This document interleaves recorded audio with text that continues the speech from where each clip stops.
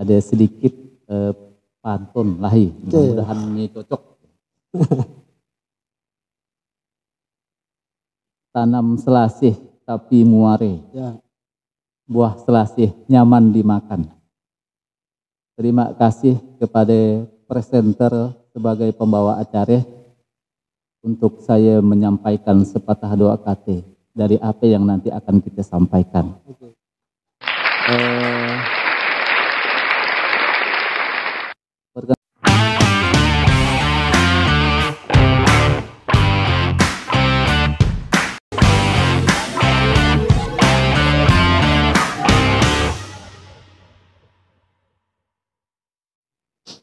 Welcome back to SBM channel.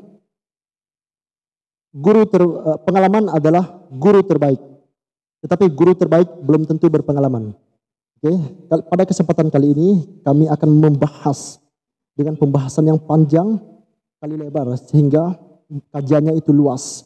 Alangkah baiknya sebelum memulai pembicaraan berkaitan dengan aspek afektif dan intelektual akademisi, alangkah baiknya kita memulai sesuatu dengan pembacaan ayat suci Al-Quran yang langsung dibacakan oleh narasumber. Untuk itu kami persilakan. A'udzu billahi minasy syaithanir rajim.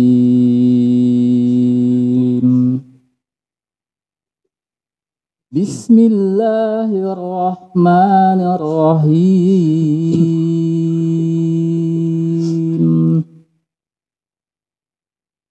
Qalu subhanaka la ilma lana illa ma 'allamtana innaka antal alimul hakim. Shadaqallahul azim. Dengan menyebut nama Allah yang maha pengasih lagi maha penyayang. Mereka menjawab, Maha suci Engkau, tidak ada yang kami ketahui selain apa yang telah Engkau ajarkan kepada kami. Sungguh Engkaulah yang maha mengetahui lagi maha bijaksana. Sadaqallahul azim. Oke, terima kasih kepada narasumber yang telah membacakan ayat suci Al-Quran dalam rangka penenangan jiwa, penenangan isi kepala sebelum terjadi pergejolakan di dalam perdebatan dan argumentasi. Oke. Tak kenal maka tak sayang, tak kenal maka tak tahu, kata orang, kata pepatah dulu. Oleh sebab itu, saya mempersilakan kepada narasumber untuk memperkenalkan dirinya kepada para subscriber ataupun penonton yang menyaksikan perbincangan kali ini. Oke, dipersilakan untuk itu. Baik, ada sedikit pantun lahi, mudah-mudahan ini cocok. Tanam selasih tapi muare, buah selasih nyaman dimakan. Terima kasih kepada presenter sebagai pembawa acara untuk saya menyampaikan sepatah doa kate dari apa yang nanti akan kita sampaikan.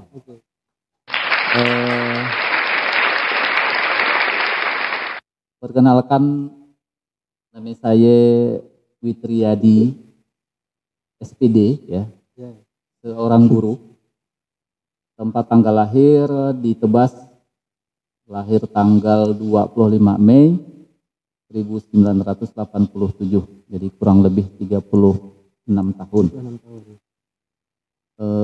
Alamat sekarang saya sudah menjadi warga Kecamatan Semparu. Nah, Kecamatan Semparu? Iya, Kecamatan Semparu. Kalau dulu memang asli orang Tebas. Nah, cuman kerjanya di Tebas, khususnya di SMA Negeri 1 Tebas. Nah, dulu kuliah di Universitas Tanjung Pura, Fakultas Keguruan, Ilmu Pendidikan, jurusan Pendidikan MIPA dan program studinya biologi. Berkaitan dengan biologi. Iya. Nah, untuk saya mengajar sebelumnya SK pertama, jadi kebetulan saya dulu mengajar di SMA Negeri 1 Balai di Kabupaten Sanggau. Dan alhamdulillah 2019 sudah pindah ke SMA Negeri 1 Tebas sampai sekarang. Jadi setidaknya masih banyak yang perlu saya gali untuk pengalaman-pengalaman kaitannya dengan pendidikan. Nah, seperti ya. Pendidikan. Mungkin demikian yang dapat saya sampaikan khusus untuk informasi seputar identitas diri. Ya, terima kasih. Saya ucapkan terima kasih kepada narasumber yang telah memberikan biografi singkat berkaitan dengan perjalanan hidup. Iya. Saya langsung saja Pak bertanya berkaitan dengan dunia akademisi yang khususnya sekarang menjadi topik yang hangat untuk diperbincangkan. Oke, langsung saja ke pertanyaan pertama. Bagaimana menurut Bapak sebagai seorang intelektual mengenai perkembangan fisik dan jasmani siswa? Ya, kalau kita kaitkan dengan perkembangan fisik, apalagi khususnya untuk tingkat SMA, ya itu kan udah mengalami masa remaja awal ya. Nah, kalau kita mengutip dari informasi ataupun yang telah disampaikan oleh Ali bin Abi Thalib, ya kalau 0 sampai 7 tahun, ya kan atau proses perkembangan untuk usia dini, ya maka kalau kita untuk melakukan proses pembelajarannya atau yang harus kita gali untuk memberikan pelajarannya, ya jadikan dia sebagai seorang raja. Jadikan dia sebagai seorang raja. Ya, dari 0 sampai 7 tahun. 0 sampai 7 tahun. Berarti setiap apapun yang dimaukan berkaitan dengan keinginan mesti dipenuhi. Iya. Gitu. Kemudian dari 7 sampai 14 atau masa usia remaja. Masa remaja awal itu mungkin dari SD sampai SMP ya. Nah, itu jadikan anak sebagai prajurit. Prajurit. Ya. Gimana itu maksudnya, Pak? Kalau prajurit, kita tahu prajurit itu kan tegas, keras, ya kan? Dan kerap ditawan. Jadikan tawanan. Nah, jadikan saya sebagai tawanan prajurit ya. Terus kalau dari 14 sampai 21, nah itu jadikan sahabat. Sahabat ya. Nah, sekarang kita kaitkan dengan perkembangan fisik tadi sesuai pertanyaan pertama. Jadi kalau untuk setingkat SMA itu kan sudah masuk perkembangan yang ketiga ya, mulai dari 14 tahun dan seterusnya. Kalau untuk setingkat SMA setidaknya dia tamat udah umur 15 atau 16 tahun ya. Nah, jadi secara perkembangan fisiknya dia sudah mulai berkembang. Sudah mulai kalau dari fisik dari tinggi, ukuran tingginya juga udah lumayan ya. Tapi kalau dari tingkat yang sebelumnya malah yang lebih cepat tinggi itu dari perempuan ya. Perempuan dari SD di SMP. Sedangkan untuk yang laki-laki mungkin agak lambat untuk di usia SMA ya. SMA udah kuliah baru dia mulai tumbuh dan berkembang. Nah, sekarang berkaitan dengan fisik dan perkembangan khususnya di tingkat SMA ya. Saya melihat dari pengalaman lah ya. Memang untuk saat ini perkembangan fisik dan perkembangan dari siswa tersebut memang ya kecenderungannya untuk lebih banyak ke arah yang keingintahuannya cukup tinggi. Keingintahuan. Ya, keingintahuannya sangat cukup tinggi. Karena apapun yang dilihat, apapun yang diamati, apapun yang didengarnya, nah itu akan menjadi sebuah referensi ataupun informasi-informasi yang harus didapatkannya. Nah, cuman harus ada filter. Filter ya setidaknya harus didampingi oleh orang tua, baik orang tua di rumah ataupun orang tua yang ada di sekolah. Sebab betul. Orang tua itu ada 3. Satu di mana Pak tuh? Orang tua yang menyebabkan kita lahir ke dunia atau orang tua kandung kita. Orang tua biologis. Ya, orang tua kandung. Kemudian yang kedua, orang tua yang mempercayakan anaknya kepada kita atau mertua kita, itu orang tua juga. Terus yang ketiga, orang tua yang mendidik kita. Termasuklah guru. Baik guru ngaji ataupun termasuk guru yang mengajar di sekolah. Jadi setidaknya harus didampingi. Kalau tidak didampingi, tidak difilter, nah itu yang akan menyebabkan perkembangan secara fisik, psikologisnya juga akan mempengaruhi ke arah yang lebih baikkah atau malah sebaliknya yang tidak baik. Nah, seperti ya. Saya rasa cukup. Saya rasa jelas untuk pertanyaan pertama dari narasumber itu berkaitan dengan anatomi tubuh manusia, Iya. berkaitan dengan biologis, perkembangan biologis secara physically. Oke, saya lanjutkan Pak. Pertanyaan selanjutnya itu berkaitan dengan perkembangan intelektual. Tadi kan kita berbicara mengenai biologis, sekarang kita berkaitan dengan intelektual. Oke. Mengenai perkembangan intelektual pada anak-anak, pada kaum akademisi pun siapapun itu, bagaimana menurut lensa pandangan Bapak? Intelektual. Nah, inteligensi atau intelektual kaitannya dengan kognitif, ya. Kognitif. Ya, kognitif. Untuk setingkat SMA, mohon maaf karena saya lebih cenderung ke SMA. Ya, betul. Berarti itu sudah tingkat remaja awal, ya, untuk mendekati ke dewasa. Dewasa. Mengarah ke kedewasaan. Jadi setelah intelektualitas dia sudah mulai berkembang dengan baik, sebab apapun yang didapatkan dari sejak dini, ya, sejak dini dimulai dari perkembangan yang berada di dalam bayi, ya, jadi dalam rahim sampai dia masuk menjadi anak-anak, remaja, itu sudah mulai sangat berkembang. Dan yang paling tingkat tinggi itu adalah emasnya itu dari 0 sampai 7 tahun itu tadi. Golden age. Golden age. Makanya kita jadikan anak itu sebagai seorang raja. Nah, sedangkan kalau udah usia setingkat SMA, itu tinggal dipoles. Artinya bagaimana kita sebagai orang tua, itu tadi saya katakan ada orang tua yang melahirkan kita atau orang tua kandung, itu sangat mempengaruhi. Jadi makanya kalau sekolah, guru sebagai orang tua di sekolah, sedangkan di rumah itu adalah gurunya orang tua itu sendiri, perlu adanya kerjasama. Kerjasama yang baik agar nanti intelektual dari si anak ini berkembang baik untuk mengarah ke yang hal-hal positif. Iya, betul. Nah, seperti itu. Jadi nanti akan diisi dengan hal-hal yang positif. Jadi dia akan lebih ke arah mana? Bakat, kemampuannya. Minat, bakat, dan kemampuannya itu. Untuk membicarakan intelektual ini Pak, sebetulnya itu topik yang sangat menarik. Itu saya mengutip karena Indonesia itu di dalam data dunia itu, khususnya negara Indonesia itu IQ atau kemampuan etis orang Indonesia itu berada di 78,49%. Sedangkan kategori tersebut itu termasuk dalam kategori bodoh atau blow on. Iya. Karena di atas itu ada stratifikasinya itu 80 sampai 90 itu mendekati, itu lambat. Sedangkan untuk ukuran manusia normal itu IQ-nya itu sekitar 90 sampai 100. Ya. Manusia normal. Sedangkan Indonesia itu sangat miris dari IQ-nya. Apa yang menyebabkan kekeliruan dalam dunia pendidikan? Itu data tahun 2022. Ya, 2022. Iya. Sedikit sebanyak dari informasi yang mungkin saya tahu. Iya. Nah, kita berkaitan dengan data terlebih dahulu. Jadi data ini kan diambil dari secara keseluruhan. Ya, dari tingkat yang paling rendah sampai ke tingkat yang paling tinggi. Karena kita tahu bahwa di Indonesia ini masih banyak yang buta aksara. Atau nama lainnya buta huruf. Ya. Contohnya Pak seperti apa itu? Buta aksara itu. Buta huruf itu menyekiti dan tahu mace, dan tahu nulis. Dan tahu mace, dan tahu nulis. Tapi kadang-kadang duit dia tahu. Jadi salah satu orang tua dulu biasa kadang daan tahu dengan angke, daan tahu dia dengan nulis dia apa, tapi pas waktu ngitung duit tahu. Lucu kan? Berarti itu kemampuan struktural dong. Diturunkan dari turun-temurun. Tahu itu otodidak.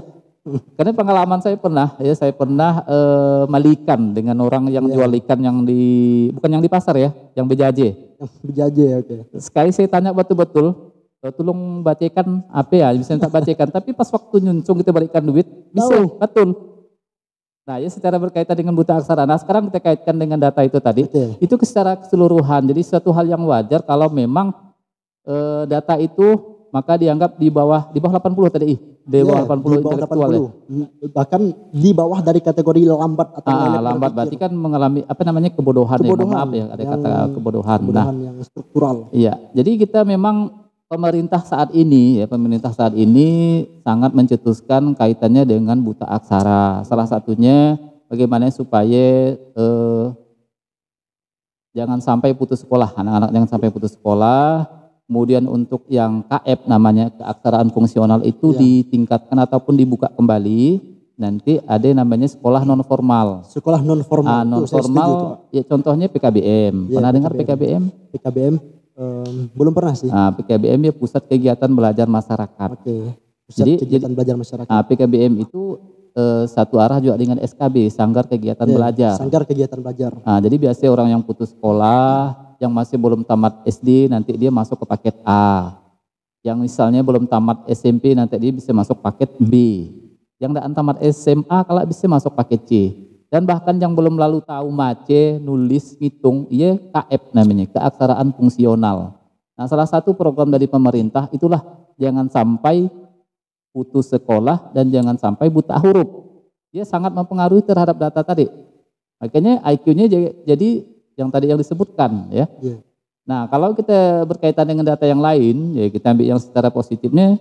Sebenarnya kalau kita lihat dari untuk sampai saat ini, ya memang banyak juga sih yang kita olimpiade bahkan sampai tingkat internasional, ya kan ya. Bahkan udah yang menciptakan mobil mobil listrik, SMK dan lain-lain. Sebenarnya banyak. Tapi karena masih banyak data yang kaitannya tadi keaksaraan fungsional yang buta huruf, ialah yang menyebabkan kalau di data secara keseluruhan baru menyimpulkan bahwa sesuai dengan yang intelektual yang tadi diceritakan. Nah, oleh ia mempengaruhi sangat mempengaruhi. Ya, jadi kita harus mendukung program pemerintah kaitannya dengan keaksaraan fungsional dan jangan sampai anak ini putus sekolah, intinya itu. Memang banyak faktor sih, mulai dari faktor ekonomi, kemudian faktor-faktor kesehatan, kemudian faktor yang lain. Nah, iya. Itulah ya sayang mirisnya karena gini, pemerintah itu APBN-nya itu kan untuk anggaran pendidikan itu kan sekitar 25%. Iya, betul. Fakta mirisnya itu begini, kurikulum kalau ideologi daripada pendidikan itu, kalau zaman dulu itu kan orang yang dikatakan buta huruf itu orang yang tidak bisa baca dan tidak bisa tulis. Sedangkan di era sekarang khususnya di era 2000-an itu orang yang buta huruf itu orang yang tidak mengerti teknologi dan orang yang tidak mengerti bahasa Inggris. Tetapi saya rasa itu kan ada kerancuan. Mestinya yang lama harus dipakai karena gini, di SD itu program Kalistung, baca, tulis, hitung itu kayak sudah dihilangkan dari kelas 1 karena kelas 1 itu udah digempur, udah ditumpuk dengan pendekatan tema. Ya. Apakah itu salah satu kerancuan dalam sistem kurikulum kita, Pak?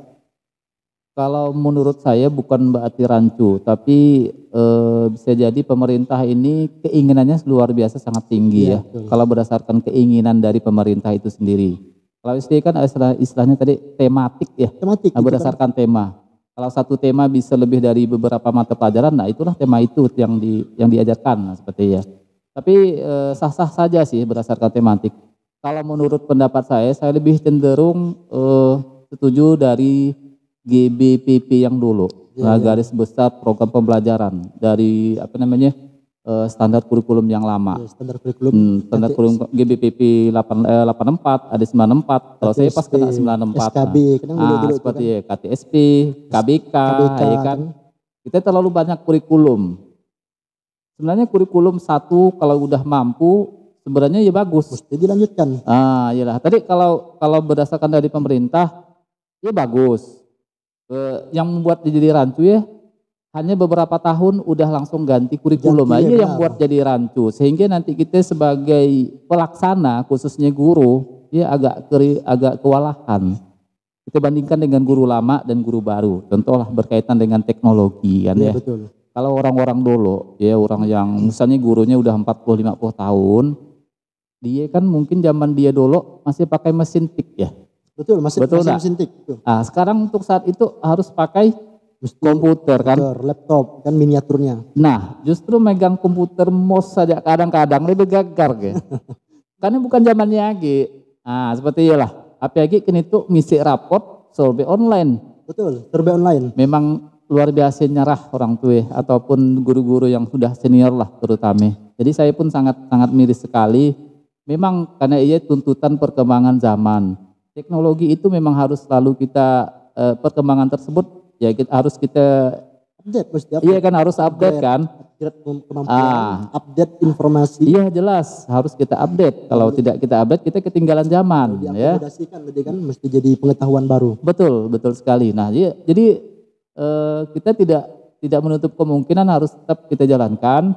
Cuman kepada guru-guru senior ya setidaknya harus pandai beradaptasi lah dan harus pandai menyesuaikan dengan perkembangan saat ini. Nah seperti ya. Oke. Terima kasih Pak, saya rasa sudah jelas tuh. Karena menurut kacamata lensa Bapak kan karena akselerasi informasi yang begitu cepat kan, sehingga membuat akademisi itu keteteran kan. Iya. Oke. Berkaitan dengan program ini. Oke. Kita masih lanjut berkaitan dengan intelektual karena itu menarik menurut saya itu. Oh, boleh. Karena gini, dari beberapa teori yang saya pelajari sebelumnya itu kan ada 3 teori pokok dalam rangka perkembangan intelektual dan kepribadian anak kan. Ada yang pertama namanya teori nativisme. Artinya kecerdasan dan kemampuan nalar serta etis seseorang itu diturunkan dari orang tuanya, orang tua biologis. Yang kedua ada yang namanya empirisme. Empirisme itu kemampuan akselerasi etis akademisi itu yang didapatkannya dari interaksi dengan alam ataupun berasal dari lingkungan atau sosialisasinya. Yang ketiga itu ada konsep balancing, yaitu kemampuan intelektual seseorang itu dan kepribadian khususnya itu didapat dari orang tua bisa dan bisa juga tidak menutup kemungkinan didapat dari lingkungan. Kira-kira menurut kacamata lensa Bapak mana yang lebih etis? Menurut etis atau yang menurut pendapat saya? Yang lebih masuk akal gitu. Kalau menurut pendapat saya yang ketiga, balancing ya tadi. Konvergensi. Konvergensi ke? Sebab betul. Kalau yang diturunkan berdasarkan dari sejak turun temurun dari orang tua ke anak, betul. Tapi persentasenya pun tidak terlalu besar ya. Dan bahkan untuk inteligensi, kecerdasan seseorang itu persentasenya lebih besar dari pihak ibu. Betul. Menurut yang saya tahu ya. Nah, kalau seandainya hanya mengandalkan dari terstruktur dari orang tua ke anak tanpa harus dibekali dengan lingkungan atau tidak mampu beradaptasi atau tidak diasah lagi, secara otomatis dia tidak akan mampu berkembang ya. Kalau menurut saya lah ya. Betul. Karena lingkungannya sangat mempengaruhi terhadap karakter seorang anak. Setidaknya bisa tergantung dari diri pribadi lagi. Kalau dia mempunyai niat yang kuat, ya insya Allah dia akan mampu untuk beradaptasi ke arah yang lebih baik. Nah ditambah lagi dengan tadi karena dia memang mungkin orang tuanya termasuk anggaplah misalnya anak guru, misalnya anak orang yang mungkin adalah ya kan berkaitan dengan dia. Jadi didukung dengan lingkungan, ada makin jadilah dia. Insya Allah lah. Ya. Bisa jadi mengarah kepada jurang kepositifan ataupun jurang kenegatifan. Sekarang kalau kita kaitkan, seandainya dia, mohon maaf misalnya yang bukan kaitannya dengan kependidikan, misalnya dia hanya seorang anak petani atau segala macam, kan tergantung lingkungan lagi. Dan bahkan udah banyak contoh kan. Iya betul. Terutama kita mendukung program pemerintah khususnya pada siswa yang tidak mampu dari golongan yang mungkin menengah ke bawah, sehingga dia punya kemampuan niat yang kuat. Nah dia pun bisa untuk menjadi orang yang sukses. Nah bisa juga karena lingkungan memang sangat mempengaruhi. Sehingga kalau memang kita hanya dari nativisme nativisme yang orang tua. Hanya hasil dari orang tua, ya saya rasa belum cukup ya, belum cukup. Struktural berarti diturunkan dari orang tua, sedangkan empirisme itu kultural yang didapat dari interaksi dengan lingkungan. Jadi dia harus balancing ya, harus seimbang. Kalau menurut saya lah. Seperti kacamata Bapak yang lebih seimbang. Itu Bapak sebetulnya itu saya setuju itu. Karena gini, seorang sosiolog yang bernama psikolog bersama Jean Piaget itu kan ada 4 teori penting kan dalam rangka penerimaan informasi. Yang pertama kan seseorang kalau ingin mendapatkan informasi itu mesti adanya yang namanya adaptasi. Berarti pemindahan dari satu suasana ke suasana lain. Habis itu yang kedua ada namanya asimilasi. Asimilasi itu digempur dengan informasi baru. Dan informasi baru datang terus menerus. Habis itu mesti ada yang namanya akomodasi. Akomodasi di sini diperlukan kan berkaitan dengan Bapak tadi. Akomodasi itu penyaringan, filterisasi serta mengelola informasi. Itu diperlukan pendamping kan kata Bapak tadi, diperlukan pendamping. Betul. Dalam proses akomodasi ini yang sangat penting saya rasa. Sehingga di ujungnya itu terjadilah yang namanya keseimbangan atau ideologi kita itu capai Iya. cita-cita kita sebagai seorang pendidik, kan? Sebentar saya tambahkan berkaitan dengan teori belajar ya. Karena pas kebetulan tadi dibahas ya, kaitannya yang teori belajar. Kalau yang namanya belajar kan bagaimana orang tidak tahu menjadi tahu kan. Betul. Apapun sumber informasi yang didapatkan dari apa yang dia lihat, dari apa yang dia dengar, atau dari kebiasaan yang sering dialaminya ya. Betul. Dan bahkan alam ini adalah suatu kurikulum yang sangat besar untuk kita pelajari, untuk kita ambil hikmah di sebaliknya, ya kan? Nah, jadi oleh karena itu ya tidak menutup kemungkinan dari yang masih lahir, yang baru lahir sampai termasuk saya sendiri pun masih perlu banyak belajar. Sampai kita bahkan ada pepatah mengatakan ya, tuntutlah ilmu dari apa katanya dari buayan sampai liang lahat ya. Dari buayan sampai liang lahat. Dari sejak buayan sampai liang lahat, dan bahkan ada juga yang menyatakan bahwa tuntutlah ilmu sampai ke negeri Cina katanya kan ya. Jadi kita balum ke Cina, bahasa yang mudah disekumbakkan. Jadi masih sangat luas ya kan. Betul, sangat luas. Sehingga kita ambil hikmah dari apa yang sudah kita dapatkan lah, dari pengalaman-pengalaman dan lain-lain. Oke, ya terima kasih. Beberapa tahun ke belakang kan orang pemikir-pemikir itu banyak bermunculan dari Yahudi kan. Karena orang Yahudi itu kan dia mengutip berbagai kata mutiara yang dicetuskan oleh orang-orang Muslim kan. Tuntutlah ilmu dari buayan sampai ke liang lahat. Dia itu sejak di dalam kandungan itu seorang ibu Yahudi itu sering menyelesaikan soal-soal matematika dengan suaminya. Betul. Habis itu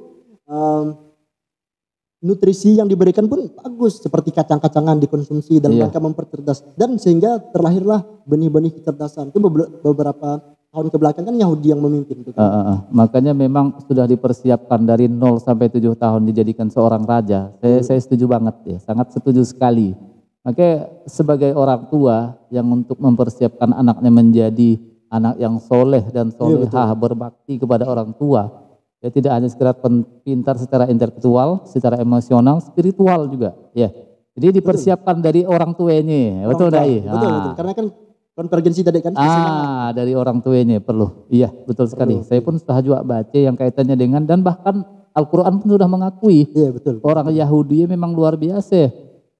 Nah, Al-Quran sendiri yang mengakui bahwanya. Dan memang setelah diteliti, salah satu buku yang saya baca memang seperti setelah diselidiki oleh salah satu para peneliti lah istilahnya sampai 8 tahun kalau salah dia meneliti di daerah Yahudi dari 0 sampai 7 tahun memang disiapkan dari segi konsumsinya, bahkan diputar lagu-lagu klasik, ya kan? Makanannya dipilih betul-betul, bahkan mengerjakan soal matematika seorang ibu sambil mengerjakan soal matematika, luar biasa. Tapi kalau kita orang Islam ditambah dengan sering membaca surah, misalnya surah Maryam, ataupun surah Yusuf, disarankan lah, sangat disarankan. Ya, baik sekali. Lanjut. Berarti saya setuju dengan Bapak, karena gini, orang kan sering mengatakan konsep keseimbangan antara adab dan akhlak kan itu harus sejalan. Adab itu adalah nilai-nilai kemuliaan yang didapat dari proses pendidikan. Sedangkan akhlak itu adalah nilai-nilai kemuliaan yang didapat dari proses ibadah. Ini berkaitan dengan pertanyaan selanjutnya.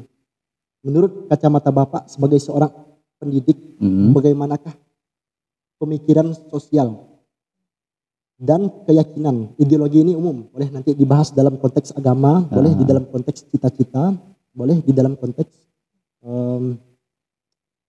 sosialisme. Bagaimana menurut pandangan Bapak?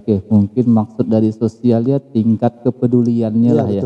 Kita ambil contoh kalau seandainya di sekolah, kalau memang kita perhatikan saya perhatikan untuk tingkat kepedulian terhadap lingkungan, terhadap kebersihan, terhadap tata tertib, persentasenya 50-50 Berarti masih jauh dari harapan. 50-50 karena memang masih dipengaruhi oleh lingkungan ternyata. Karena kita budaya yang namanya terlambat ataupun tidak malu Biasanya kan malu kalau datang terlambat. Budaya malu kan? Betul. Itu istilahnya istilah malu, tidak ada istilah. Ini kita supan gila.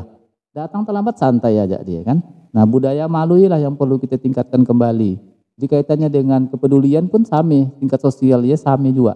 Bagaimana caranya? Nah, kalau di sekolah ya kan ada tata tertib. Ya, tatip. Dengan adanya tata tertib, setidaknya kita ya mengatur siswa untuk menjadi orang yang sosialis bahasa ini kan, Sosialis, ya, betul. peduli terhadap sekolah.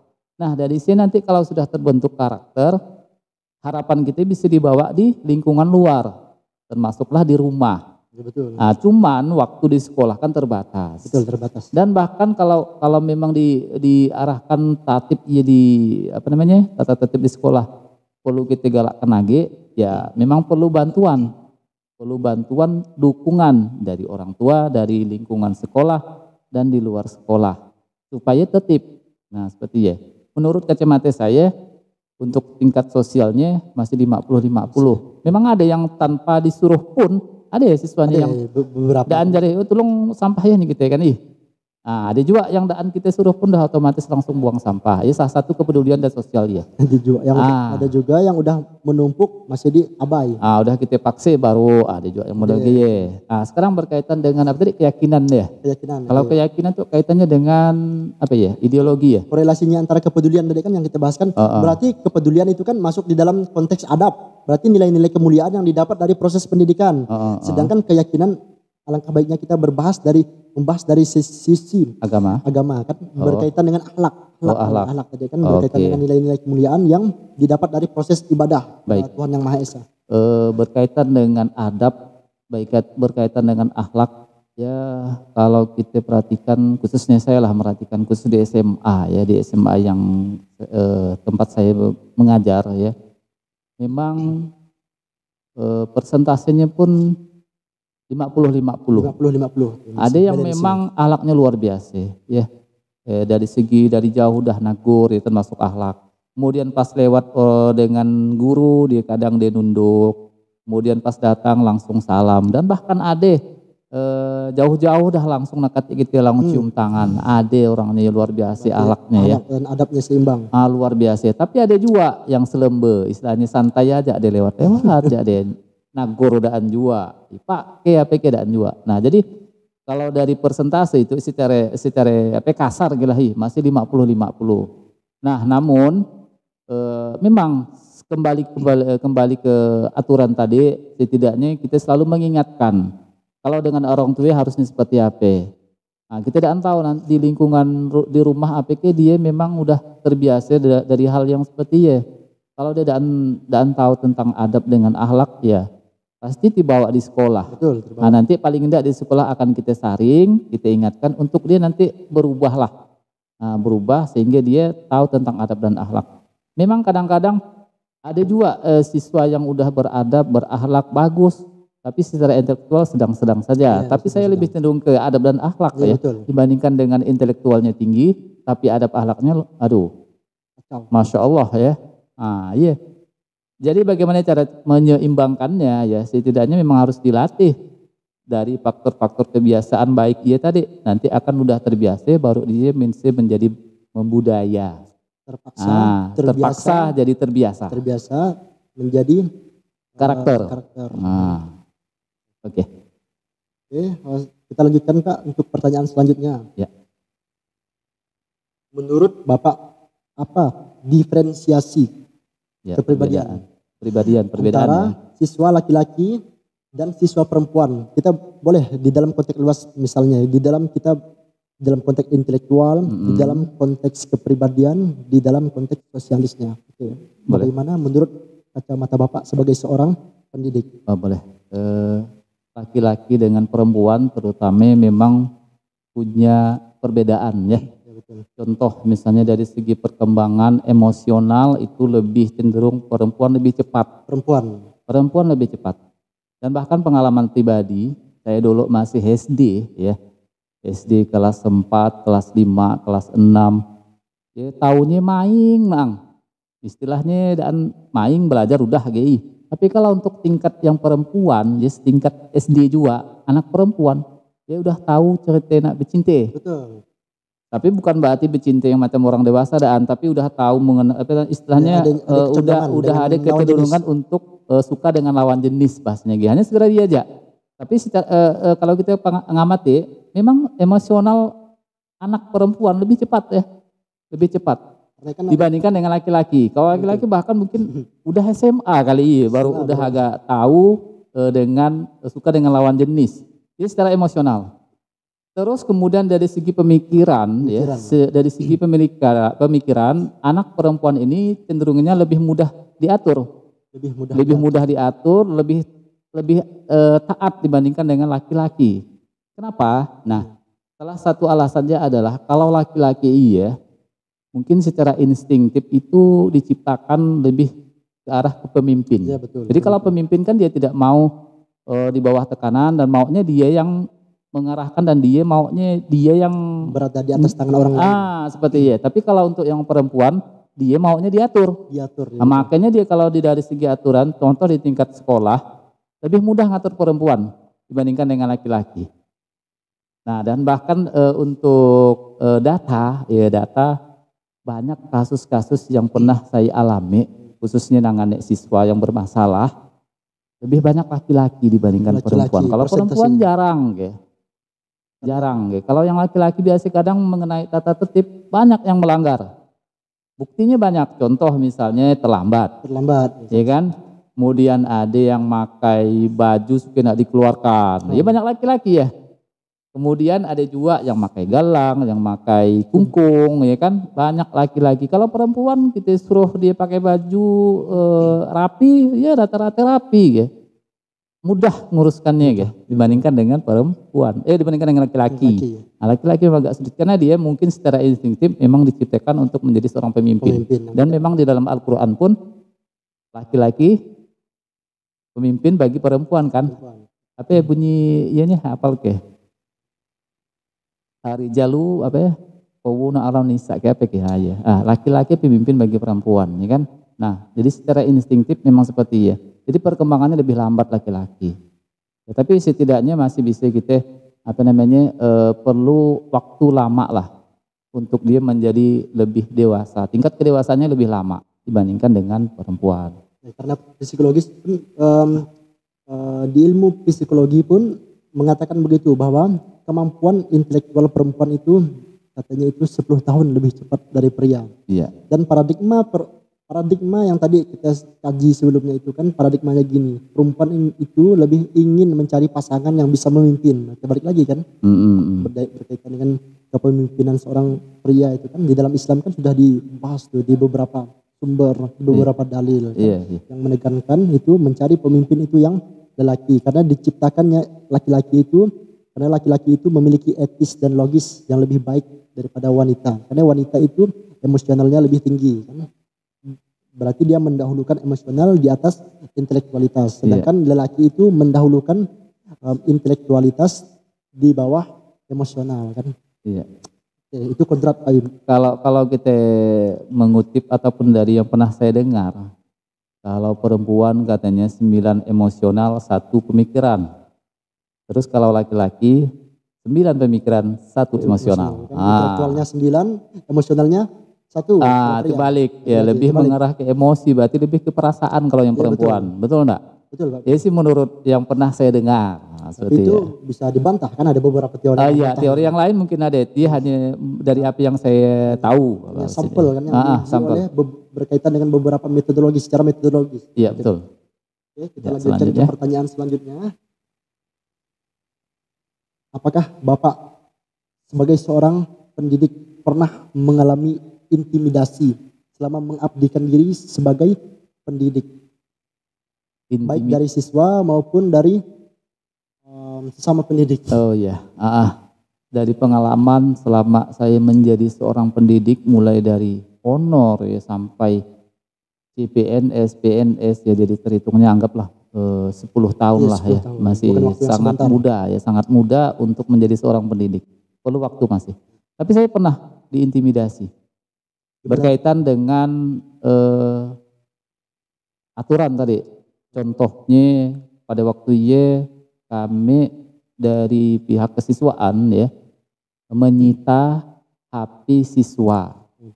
Nah, jadi kan udah sering kita biasa kadang kan perlu ada ada tingkatannya kan dan langsung disita kan. Ya, betul, nah, yang pertama setidaknya di dalam ruangan kelas kan ada guru menjelaskan. apabila pada saat guru menjelaskan proses pembelajaran, ternyata ada siswa yang mainkan HP dan mempedulikan guru mengajar, satu harus disampaikan oleh informasi bahwa tidak boleh. Yang kedua harus ditegur. Masih juga baru kita sita. Jadi perlu proses prosedur seperti itu. Dan sampai disita, dia mengintimidasi, maunya dikembalikan hari juga. Oh, kalau saya tidak bisa. Saya tetap teguh dengan pendirian dan sesuai dengan tata tertib yang berlaku. Jadi setidaknya dia ditahan, apinya paling tidak seminggu. Nah, baru bisa dikembalikan. Dia salah satu efek agar dia menaati aturan, biar ada efek jerak seperti ya. Pernah diintimidasi. Tapi sebelumnya udah disosialisasikan. Udah. Bahwa ketika pas guru menerangkan itu, mestinya itu memperhatikan, tidak memainkan, tidak asik sendiri dengan gawainya. Kan, tapi kalau siswa tersebut melanggar, konsekuensinya pun udah disosialisasikan kan? Iya, sudah. Bahkan kita pada saat siswa baru kan masuk, ada masa, kalau dulu istilahnya MOS, betul, masa orientasi kan. Sekarang kan namanya MPLS, masa pengenalan lingkungan sekolah. Di sini dijelaskan. Jadi waka kesiswaan akan menjelaskan kaitannya dengan tata tertib, apa yang boleh, apa yang tidak boleh. Termasuklah kaitannya dengan HP. Jadi memang dalam proses pembelajaran berlangsung, guru sedang menjelaskan, ya siswa secara etika ya, harus mendengarkan ataupun harus mengikuti proses pembelajaran tersebut. Jadi tidak harus memainkan HP, main game, apa segala macam. Boleh mainkan HP setelah proses pembelajaran. Misalnya pada saat istirahat. Boleh. Nah, jadi kalau dulu ya udah lama ya. Awal-awal bahkan kita tidak membolehkan membawa HP. Maksudnya HP besar ya, HP Android, HP iOS ya. Kalau HP yang Nokia atau HP kecil, yang HP bukan dari kamera yang ada semacam, sebenarnya boleh. Nah, sekarang memang dibolehkan karena memang kita perkembangan teknologi dituntut oleh teknologi ya kan, boleh. Tapi hanya pada saat jam istirahat. Kalau proses tidak boleh. Ya. Sebetulnya kan udah demokratis. Udah disampaikan. Pas ada diberi kesempatan untuk memainkan gawai. Sedangkan ketika saya dulu mengenyam pendidikan kan pure tidak dibolehkan sama sekali. Kalau mungkin zaman dulu presenter, pada waktu di presenter masih SMA, mungkin masih siswa ya, mungkin tidak boleh sama sekali ya. Jadi sekarang karena teknologi udah mulai maju, itu tidak menutup kemungkinan HP tetap kita laksanakan, itu boleh menggunakan tapi pada saat istirahat. Jadi kita memang udah sosialisasi, udah peringatan, udah dua sosialisasi peringatan, maka kita boleh sita. Dia pun sitanya 1 minggu bukan selama-lamanya ya, dan kita ambil daan. Dia hanya sebagai efek jerak, dari jarak bahasanya gitu. Nah, mudah-mudahan dengan tata tertib tersebut membuat siswa menjadi taatlah dengan aturan tata tertib ya. Sudah disosialisasi. Pernah diintimidasi. Nah, ya siswa. Sedangkan yang guru pernah juga pernah Bapak mengalami saya mengalami intimidasi.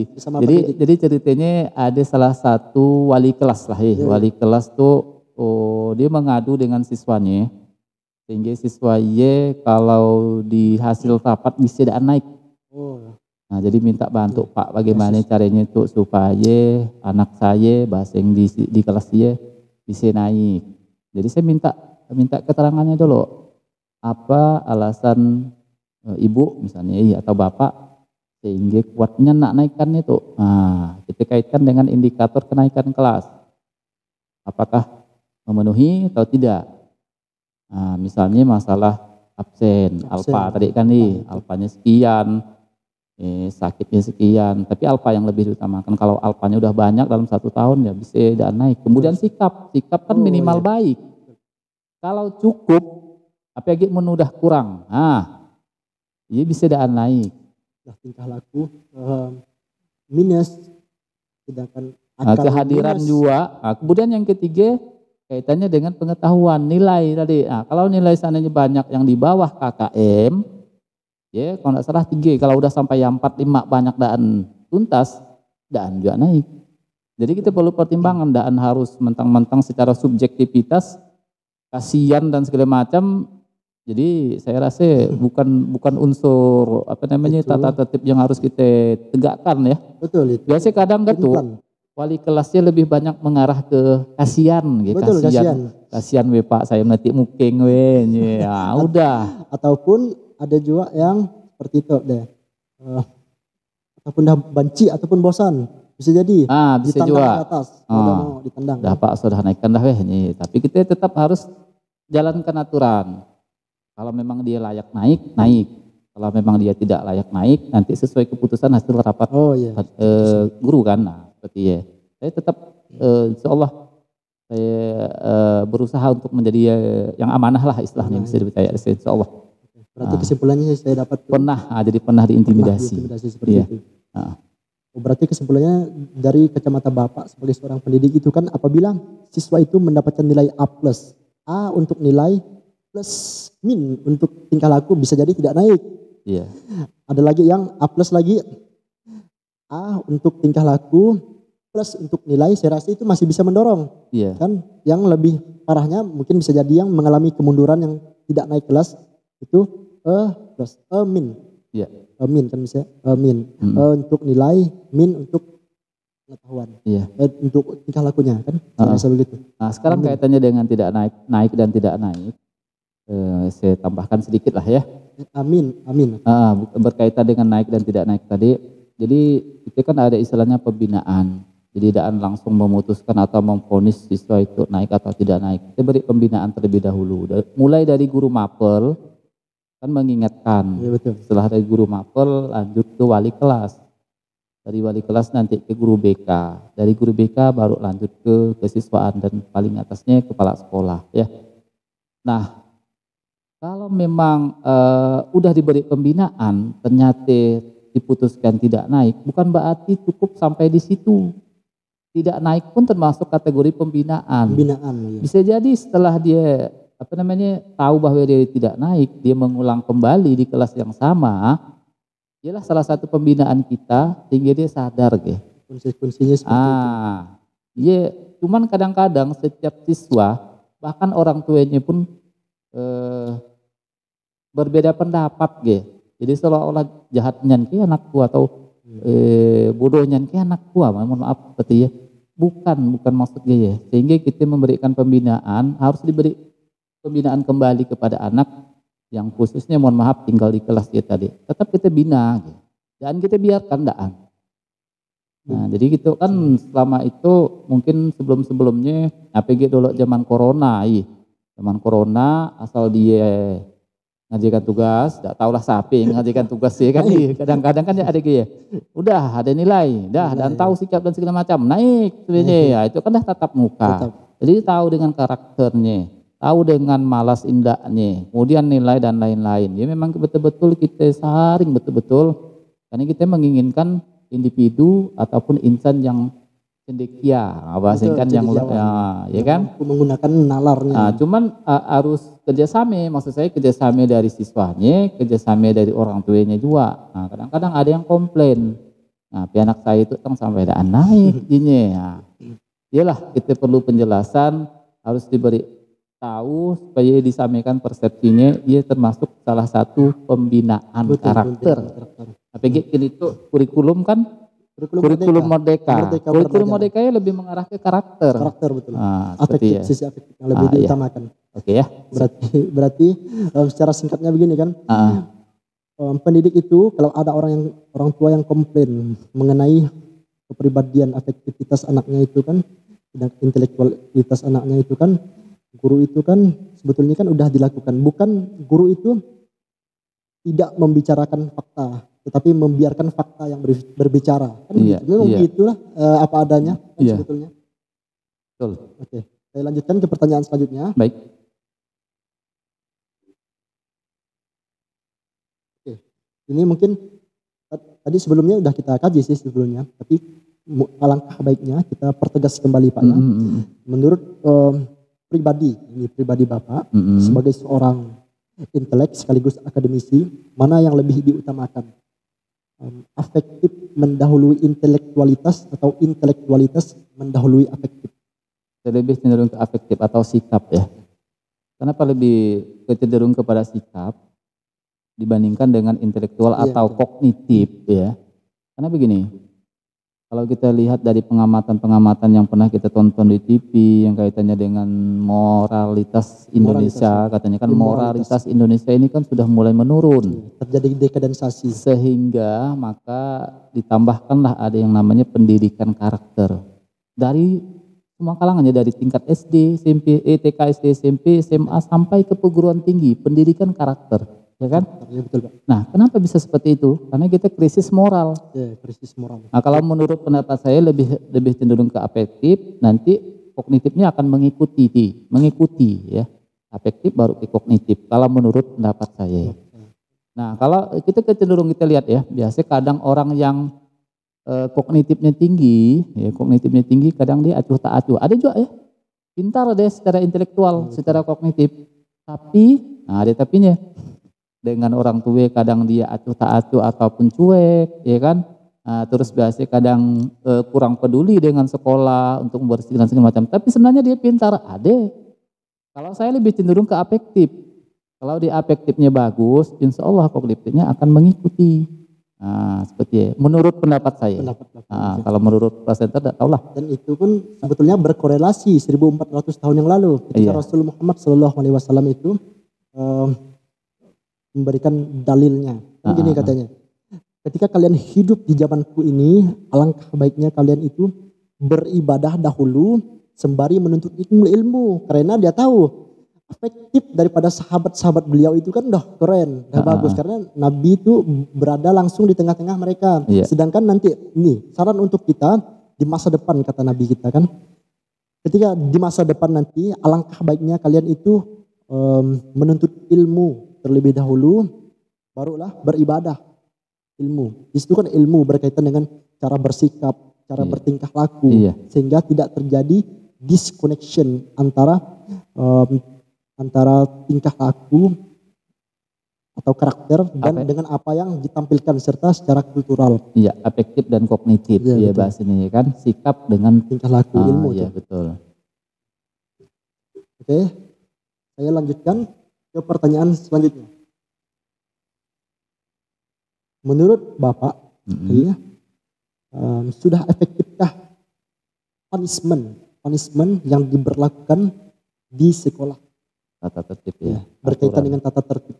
Ya. Nah, kalau berkaitan dengan efektif, tingkat efektivitas yang khususnya tata tertib ini masih belum efektif kalau menurut saya, belum maksimal. Udah efektif tapi belum maksimal. Kenapa? Karena itu tadi masih pengaruh lingkungan atau masih faktor kebiasaan-kebiasaan yang mungkin terbawa dari rumah, dari lingkungan luar sampai mengarah ke tingkat sekolah. Kita ambil contoh. Saya dulu awal datang tahun 2019. Ya 2019, saya perhatikan yang paling mulai saya lihat ya masalah keterlambatan. Luar biasa ramai ya.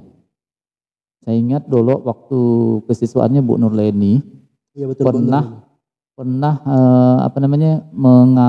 menguruskan siswa yang terlambat itu sampai 72 orang ya. 72 orang dalam satu hari. Biasa. Nah, dalam kemudian saya amati berikutnya jarang istilahnya dalam satu hari yang memang tidak pernah terlambat. Ya dari segi keterlambatan ya. Kemudian yang kedua dari segi kerapian, misalnya dari ujung baju yang harus dimasukkan ke dalam, khususnya putih abu-abu. Jarang yang istilahnya tidak harus kita tegur, harus nak ditegur ge, mendaan ditegur be, boleh-boleh lah. Nah, jarang ge. Tapi memang ada orangnya yang memang tanpa ditegur pun dari awal sampai balik rapi, ada. Tapi sedikit orangnya. Nah, yang seperti ya. Jadi secara efektivitas saya rasa masih belum maksimal ya. Belum maksimal berkaitan dengan tata tertib. Nah, bagaimana cara salah satu solusi ya perlu ada daya dukung. Daya dukungnya adalah perlu minta dukungan dari pihak sekolah, khusus guru-guru pun harus tata tertibnya, disiplinnya tetap harus dijalankan dari gurunya ya, termasuk siswanya juga. Nah, jadi kalau semuanya mendukung, lingkungan mendukung, insya Allah akan semakin maksimal efektivitas dari tata tertib tersebut. Insya Allah ya, saya yakin. Karena tidak harus keras ya, tidak harus kita marahi, harus kita hukum, kita main tangan, main kaki, tidak perlu.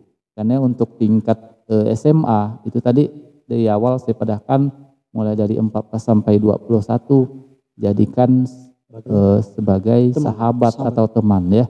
Jadi bagaimana kita ngenakan ke hatinya ya, seperti itu. Kalau dia udah kena di hatinya, nyaman di dia, nanti dia akan mulai secara niatnya untuk berubah ya deh. Tapi kalau kita paksa, khawatirnya nanti dia akan memberontak.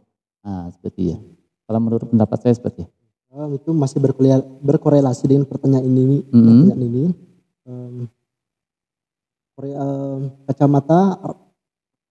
Kacamata realita itu dalam rangka mendisiplinkan siswa itu Pak, menurut Bapak kembali ya, pendekatan seperti apa yang dibutuhkan? Pendekatan yang diplomatiskah, pendekatan demokratiskah, pendekatan otoriter itu yang diperlukan untuk mental akademisi sekarang? Salah satu disiplin ya. Saya pernah mengenal ada istilahnya pendekatan persuasi. Pernah dengar enggak? Pernah dengar. Nah, kalau persuasi ya berkaitan dengan kita beri contoh. Ya, kita beri contoh. Misalnya gitu,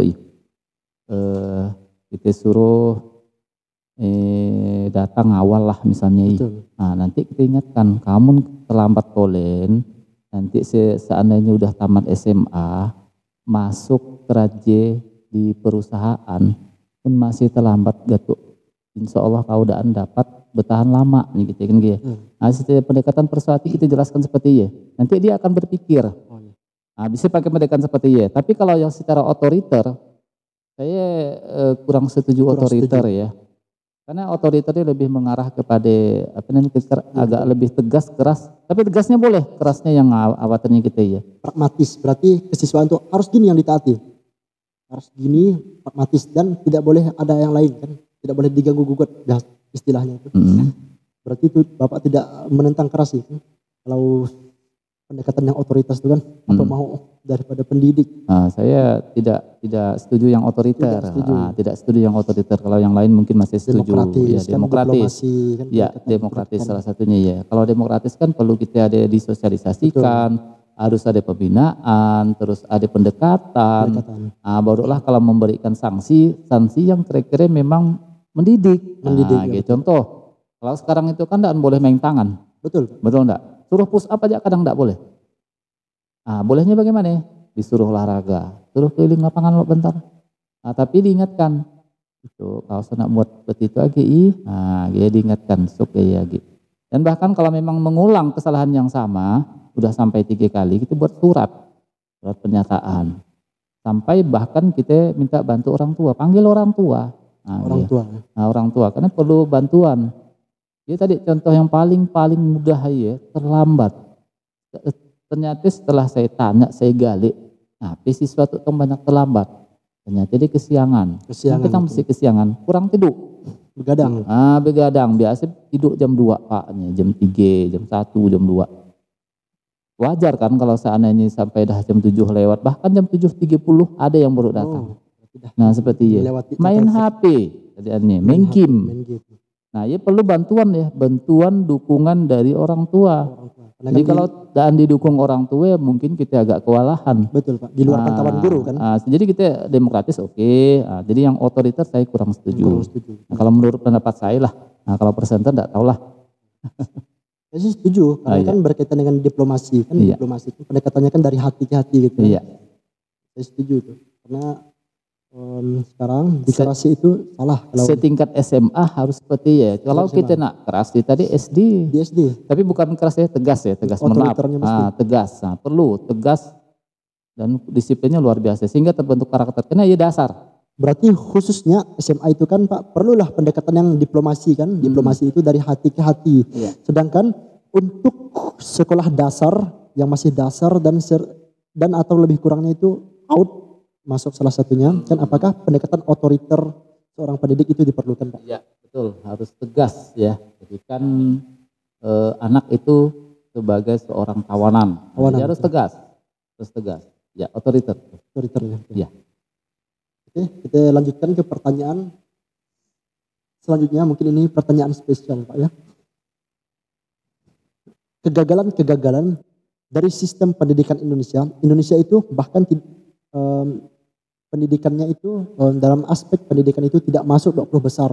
Sedangkan negara tetangga kita itu Singapura itu udah masuk 20 besar, Malaysia udah masuk. Sedangkan Indonesia itu jauh tertinggal, bahkan berada di peringkat 67. Itu kan sangat jauh daripada cita-cita bangsa yang mana tercatat di ideologi tertinggi di dalam konstitusi, yaitu di batang tubuh undang-undang dasar kan, yaitu mencerdaskan kehidupan bangsa. Betul. Cita-cita kita. Okay. Ya. Apakah dampak feodalisme Jepang yang menerapkan sistem pendidikan yang kacau? Sebetulnya kan kita pernah dijajah oleh Belanda, sedangkan orang Belanda itu kan bahkan memberikan kurikulum yang berpengaruh pada intelektual kita, bahkan menciptakan generasi-generasi cerdas di situ kan, Ki Hajar Dewantara, Budi Utomo, Insinyur Soekarno. Sedangkan di masa penjajahan kolonialisme Jepang itu kan terjadi kekacauan pendidikan, Pak. Terjadi kekacauan pendidikan. Salah satunya di Jepang lah pertama kali yang mengadakan perpeloncoan, sehingga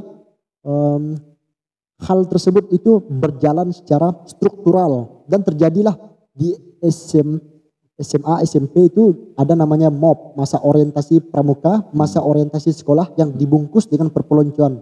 Sedangkan di perkuliahan, di perguruan tinggi diterapkanlah ospek, ospek atau PBAK, pengenalan budaya akademik, itu kan. Tetapi dibungkus oleh sistem senioritas. Dan terjadi proses dendam serta proses dalam rangka mempermalukan orang lain. Apakah itu sejalan dengan menurunnya kualitas dari pendidikan kita? Nah, kalau kita mengamati dari yang tahun-tahun sebelumnya, bahkan saya dulu pun mengalaminya ya. Waktu kuliah anak pelonco masih diberi pita, diberi nemtek dan segala macam, disuruh jongkok sambil jalan bebek dan segala macam. Saya pernah mengalaminya. Nah, dan itu memang bahkan kalau kita kaitan dengan mendidik, ya itu kurang mendidik seperti saya, memang kurang mendidik. Dan ya memang dari zaman dulu seperti itulah. Tapi sekarang ya udah ada perubahan-perubahan ke arah yang lebih baik. Contohnya untuk sekarang ini tidak ada lagi istilah perpeloncoan. Di kuliah tidak ada lagi perpeloncoan, bahkan didampingi oleh dosen. Terus untuk yang di sekolah ada istilah masa pengenalan lingkungan sekolah, bukan masa orientasi dari segi nama. Kemudian yang disampaikan pada saat MPLS atau masa pengenalan lingkungan sekolah, malah itu ke arah yang lebih baik. Contoh misalnya memperkenalkan kurikulum, memperkenalkan sekolah, memperkenalkan tata tertib, lebih terarah ke itu. Nah, jarang. Kan? Nah, lebih ke arah yang mendidik, bukan secara militan. Jadi sekarang kita kaitkan dengan yang berdasarkan data itu tadi, ya karena kita kan tidak terlepas dari sejarah. Ya. Kalau dulu, ya memang kenyataannya seperti itu. Berpengaruh kan Pak? Ya akan mempengaruhi, sangat mempengaruhi. Dari kurikulum yang dulu, kalau kita bandingkan sekarang, makanya kenapa kita bisa lebih lambat, padahal merdeka lebih dulu ya. Betul. Kalau Indonesia merdeka 1945 bulan Agustus. Kalau Malaysia 1957, nah, jauh kan? Lebih lambat dari kita. Sekarang kita bandingkan Malaysia dengan Indonesia, jauh kan? Jauh. Malaysia itu berada di 20 besar kan? Nah, 31. Singapura berada 20 besar. Ya, Singapura oke lah di atasnya lagi kan. Nah, kita dekatkan lah yang paling dekat ke Malaysia. Betul, 67. Ya kan? 1957, sedangkan kita 1945. Dulu ke Indonesia sebenarnya merdeka.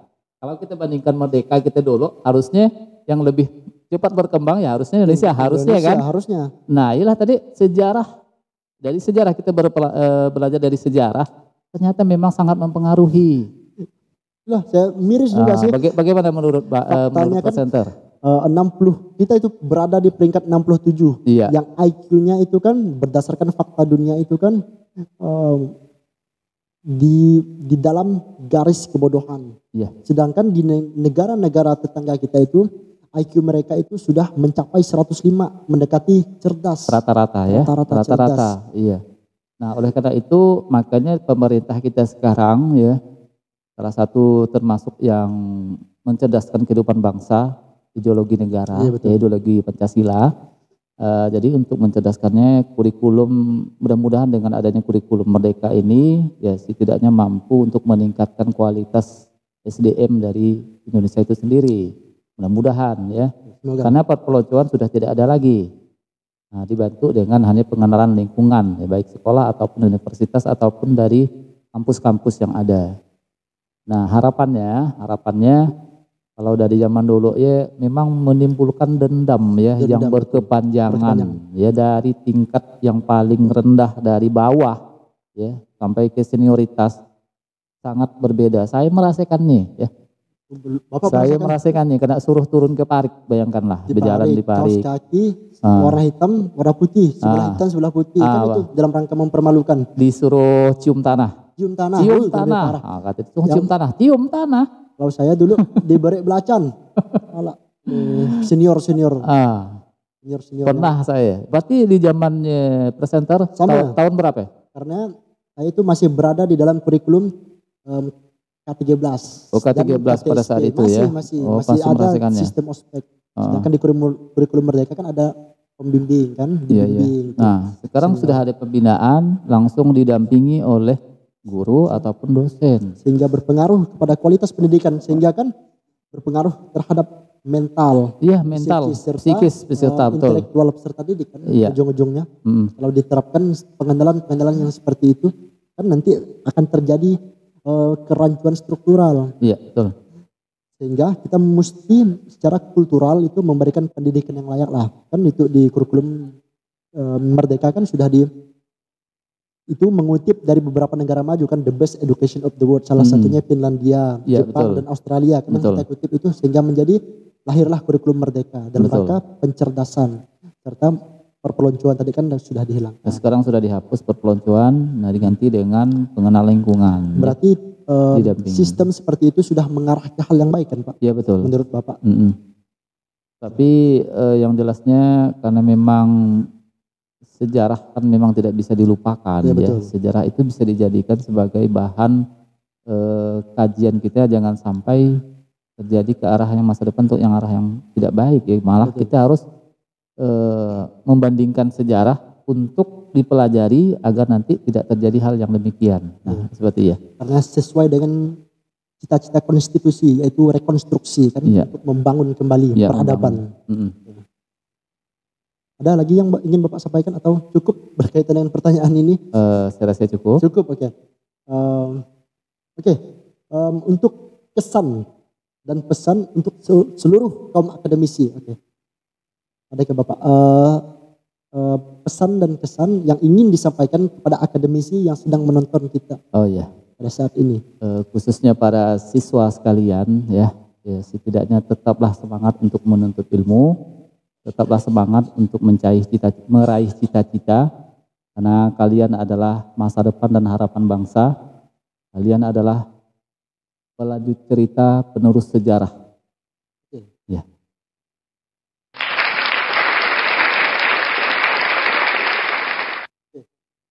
Di channel ini tidak sah seorang narasumber itu tidak menyampaikan quotable-nya, kata-kata bijak. Minta Bapak, menantang Bapak untuk menciptakan retorika kata bijak. Sedikit yang saya sampaikan. Setiap masa ada orangnya, setiap orang ada masanya. Terima kasih.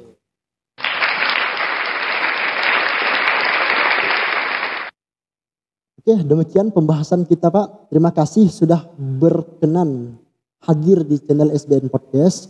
Mohon maaf atas apa adaannya, seperti inilah apa adanya. Terima kasih kembali. Untuk penutupnya, pesan untuk seluruh akademisi, satu kata itu lebih powerful daripada satu tingkah laku itu lebih powerful daripada 1000 kata-kata. Sekian yang dapat kami persembahkan. Kami ucapkan terima kasih kepada hadirin yang bersedia menyaksikan podcast dalam rangka menambah khazanah intelektual teman-teman. Untuk penutup saya berikan satu pantun. Buah rambutan isinya putih, cukup sekian dan terima kasih. Kami akhiri dengan salam eksekusi.